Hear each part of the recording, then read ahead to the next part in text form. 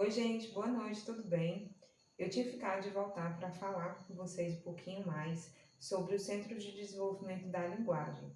Então, eu vou estar apresentando aqui para vocês um pouquinho, de forma muito simplificada, como é que o cérebro funciona, cada uma dessas partes, dessas macro áreas do cérebro, chamado córtex, elas funcionam, certo? E como é que elas se correlacionam para construir o que a gente conhece como linguagem verbal e não verbal.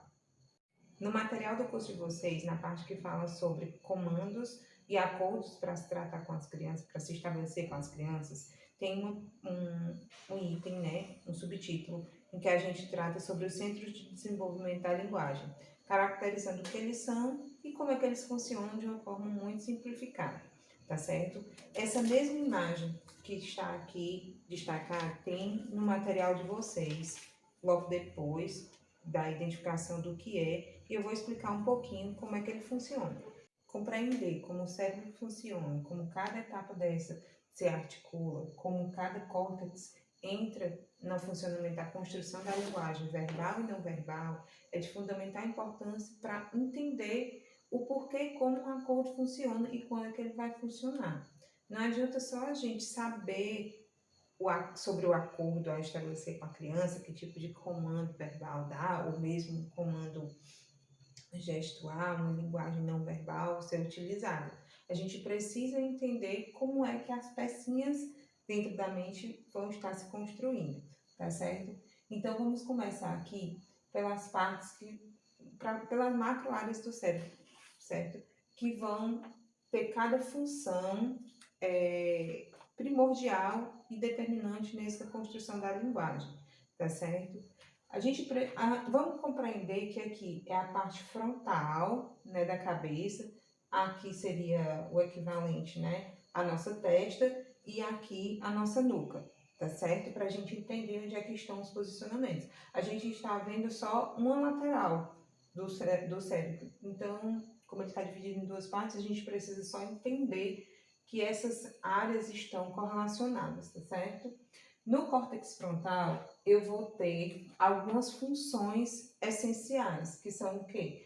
Responsável pelo planejamento e execução de comportamentos aprendidos e intencionais. Ou seja, aquilo que é aquela atitude, né? Aquela ação que foi repetida várias vezes, que foi dado um significado a ela e foi construída enquanto comportamento, ela vai ser registrada aqui, tá certo? E nesse momento vai ser determinado como é que eu vou reagir a determinados padrões, né? Ou que repertórios eu vou ter como utilizar. Então, aqui vão se dar o planejamento e execução dos comportamentos apreendidos e intencionais. Por exemplo, cumprimentar uma pessoa, abrir uma porta e outras mais. Ainda dentro do córtex frontal, a gente vai encontrar a área motora de fala, ou o giro de Broca, certo? Essa é uma área extremamente sensível, portanto, está toda protegida pela maior parte do córtex frontal, tá certo? É nela que vão ficar os neurônios espelhos, tá certo? Aliás, os neurônios espelhos, eles estão em algumas áreas do cérebro, mas também estão dentro da área de Broca. Essa daqui como o próprio nome diz, ele é responsável pela linguagem falada, né? Ele entra no processamento da fala, tá certo? De como é que a gente consegue comunicar. Ainda fazendo parte do córtex frontal, a gente tem a área motora primária, que é onde se localiza, né, vamos dizer assim, de forma mais centrada, as funções inibitórias, que essas funções inibitórias são responsáveis, por exemplo, para eu entender a competência do não.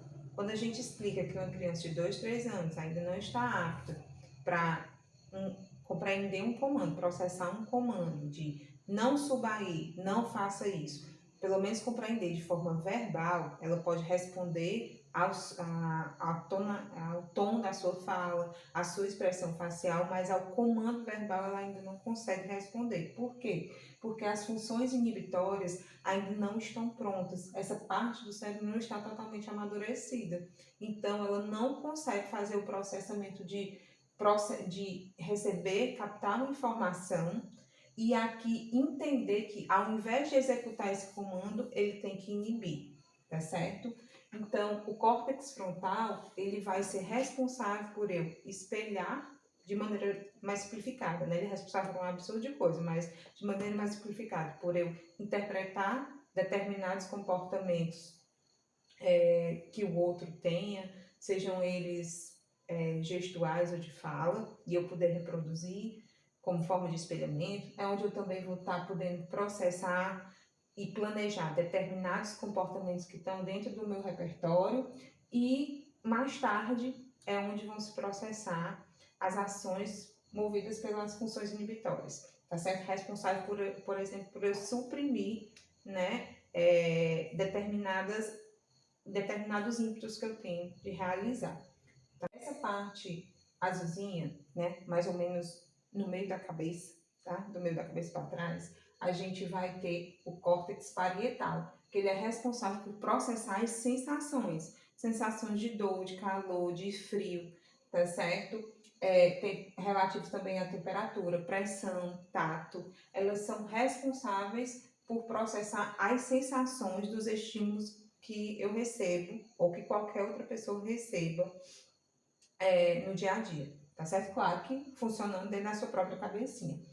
É importante entender isso porque todas essas áreas vão se correlacionar para construir uma determinada etapa da fala, tá certo? Na parte verde, um pouquinho mais escura e um pouquinho mais clara, eu vou ter o córtex temporal, onde vai ser o processamento das memórias e emoções.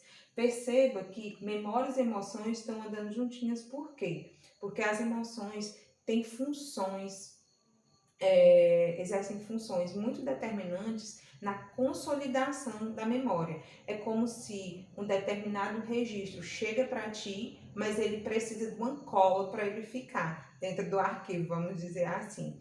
Então, são as emoções que, em geral, vão dar significado às memórias daquilo que você vivenciou. É por isso que quando você está propondo uma atividade, né, algo novo, para uma pessoa, especialmente uma criança aprender, você precisa, é importante que aquilo que você está propondo tenha significado, um significado positivo. As emoções, elas têm emoções de cunho positivo e de cunho negativo, mas ambas vão ter impacto sobre a memória.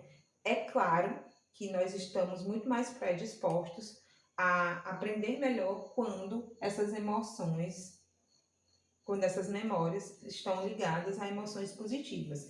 Então, quando a gente está propondo algo novo a ser aprendido, é chamado de experiência de aprendizagem, porque essa experiência de aprendizagem, especialmente na infância, vai atingir os diversos sentidos e os diversos córtex que existem no nosso cérebro. Ora vai ser olfativo, ora vai ser auditivo, certo? Ora vai ser visual, ora vai ser em termos de sensações. Então, assim, tudo vai estar conectado. E quanto mais conectado, mais consolidado fica a condição de linguagem, de desenvolvimento da linguagem dessa criança, tá certo? Ainda nessa parte verdinha, a gente tem a área da associação auditiva e o córtex auditivo primário. É também nela, né, nessa região, que vai acontecer a percepção da audição e a análise dos sons. Guarde isso, que isso é fundamental para, por exemplo, a criança que está em processo de transformação de um código, né, de uma consoante e uma vogal combinadas, para que isso se constitua, seja reconhecido de fato como sílaba. A sonorização ela já aprendeu quando ela, lá no comecinho da vida, ela foi ouvindo outras pessoas falarem, né? É por isso que quanto mais você lê, quanto mais você fala com a criança, não só com a criança, você faz com que ela aumente o repertório sonoro dela, para mais tarde ser feito essa conexão, certo? Com o repertório que ela tem visual sobre o código e relacionado a isso, e relacionar esse código e esses sons a uma determinada função de linguagem, que mais tarde será conhecido como sílabas, palavras, frases e outras coisas mais da nossa construção de de linguagem, né, de fala. A partezinha meio amarelada, meio verde misturado com amarelinho, fica na altura, né, da parte de trás, um pouco mais acima da nossa nuca. Seria como o oposto aos nossos olhos, tá certo? E é justamente aqui que vai estar o córtex occipital, é onde vão ser processadas as imagens, tá certo? É como se os nossos olhos fossem a lente da câmera e aqui é que está o processamento da transformação dessa luz recebida, né, pelos nossos olhos, transformadas em imagem, tá certo? Então, assim, aqui dentro do córtex occipital, a gente vai ter a área da associação visual, tá certo? E o córtex visual, e nessa partezinha roxinha aqui, a gente tem a área sensitiva da fala. Vocês estão percebendo que as partes que se referem à linguagem, seja ela verbal ou não verbal, ela está espalhada em todo o nosso cérebro, tá certo? Uma parte é memória, outra parte é comportamento, outra parte é sensação, outra parte é percepção auditiva, outra partezinha já é a função motora, da condição de fala. Então, tudo isso combinado vai constituir a nossa fala. Mas eu vou explicar aqui, montei aqui um esqueminha para a gente entender onde é que está se construindo cada coisa dessa, tá certo? Então, agora vamos entender um pouquinho como é que funciona esse esquema e como é que se constitui, né? Como é que as informações são unidas, né? Vamos dizer assim, dentro do nosso cérebro, dentro do cérebro da criança, para se configurar com uma linguagem verbal ou não verbal. Vamos pelo esqueminha de cores, tá certo? Então, assim, na parte verdinha, né, que é o córtex temporal, a gente tem o processamento de memórias e de emoções. Aqui vai estar o nosso repertório, tá certo? Do que é que a gente tem de sons, de emoções, de uma combinação de letras, por exemplo, que a gente já utilizou e determinou algum tipo de significado, como é, por exemplo, o nome da criança que está apresentado em todas as partes do quarto dela desde cedo, na maioria das vezes, e que durante um bom tempo só são um monte de desenhos ou um combinado de traços, para só mais tarde se configurar como letra. Então, assim, o córtex temporal vai processar as memórias e emoções, vai ter a vida a percepção, né, e análise dos sons que foi recebido. E no córtex parietal, a gente vai ter as sensações também que vão poder relacionar essas memórias à aplicação prática do que eu posso estar atribuindo àquela palavra. Então, a construção dos fonemas e essa compreensão lenta vai ser realizada entre eles dois. Lembrando que a gente precisa identificar os fonemas para depois ter a compreensão da palavra como um todo. Isso em termos de compreensão. Em termos de identificação, de simbologia, a criança consegue, portanto, ter aquele grupo de desenhos apresentado de uma determinada forma, ela pode assimilar. É mais ou menos como ela faz a leitura de rótulos, certo?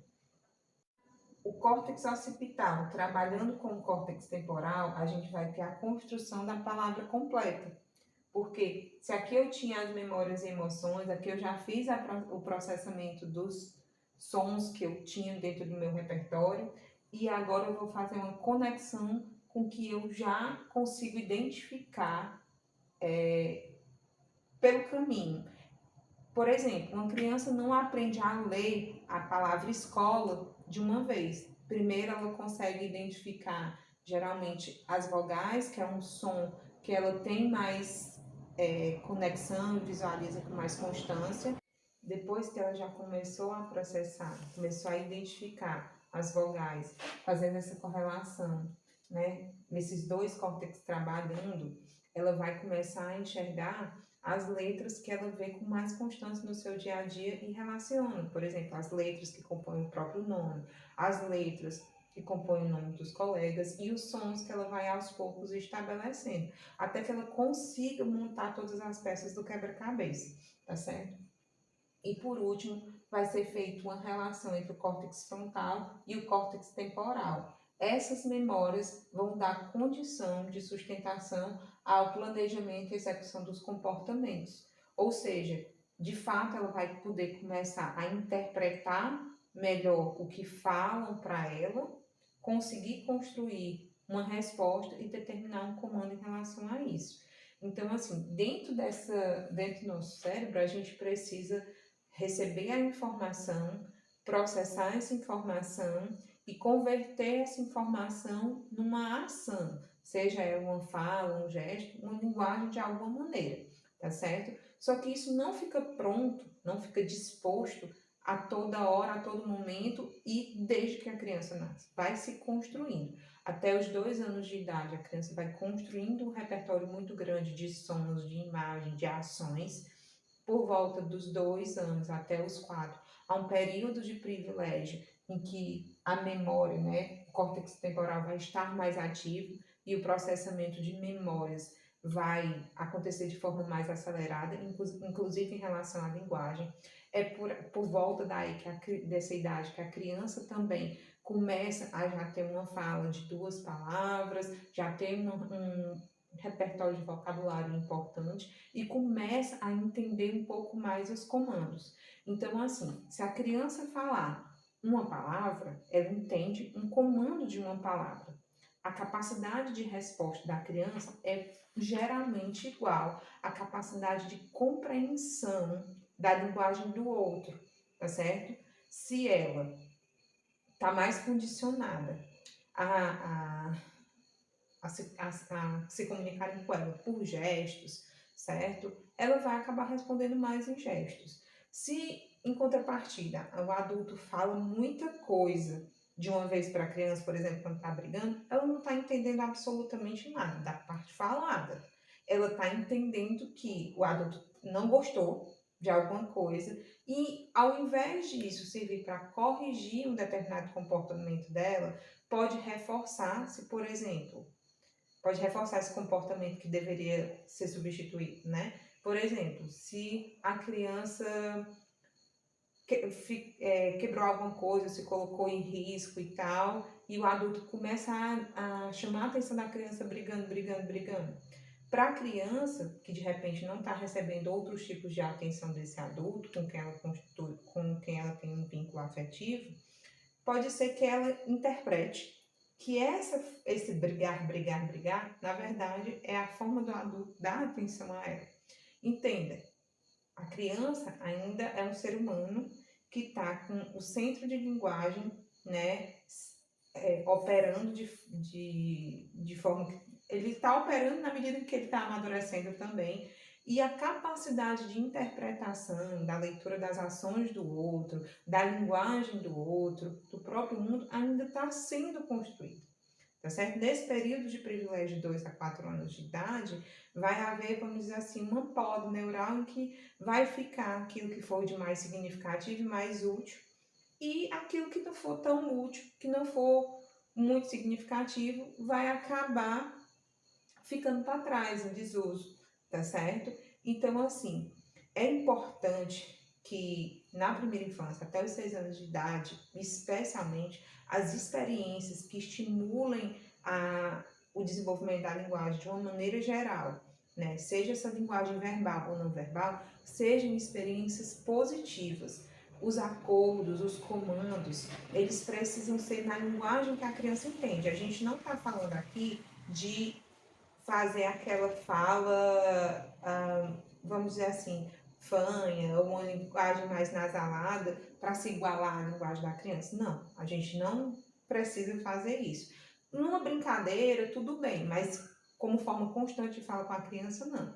O que é importante é, se a minha criança tem um vocabulário de expressão, né, de uma palavra, 2, então aquilo que eu for falar precisa também reproduzir isso, né? Por exemplo, se ela está se colocando numa situação de risco dentro de casa, né, em que ela precisa parar e que você percebe que dá tempo, né, não é uma condição de risco de vida necessariamente, é só um determinado risco.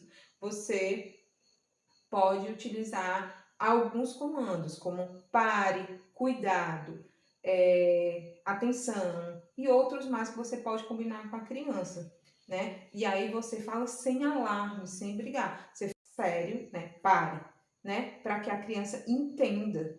E não é aquela coisa que você fique repetindo. Se você falou, ela não entendeu, aí você não tem que esperar, você tem que agir, né? Você tem que buscar. Por exemplo, se você está dando um comando para ela sair de uma situação de risco, se ela não atendeu da primeira, vá logo, né? Porque e aí vai falando aos pouquinhos com ela para ir chamando a atenção dela, a depender das situações que estiverem acontecendo. Mas assim, a sua criança entende na proporção, né, numa correlação semelhante à que ela fala. Estamos falando de linguagem verbal. Por volta aí dos 3 anos e meio, 3 anos e meio, ela já está construindo frases, ela já consegue falar frases, ela já consegue construir pequenas argumentações e dizer de forma mais clara o que ela precisa. Então, uma coisa que ajuda muito é pergunte à criança o que ela precisa. Não é necessariamente o que ela quer, é o que ela precisa. Ela precisa de água, ela precisa de ajuda, certo? Ela precisa de algum apoio, ela precisa que você abra alguma coisa que de repente ela já tentou e a força dela não é suficiente, ou ela precisa de algum ajuste. Então, assim, o nosso olhar para estimular a linguagem é no sentido de nos colocarmos ao lado, sem pressa de atropelar o tempo da criança e dando a ela a condição de interagir com a gente conforme o nível de desenvolvimento de linguagem que ela tem. Tá ok?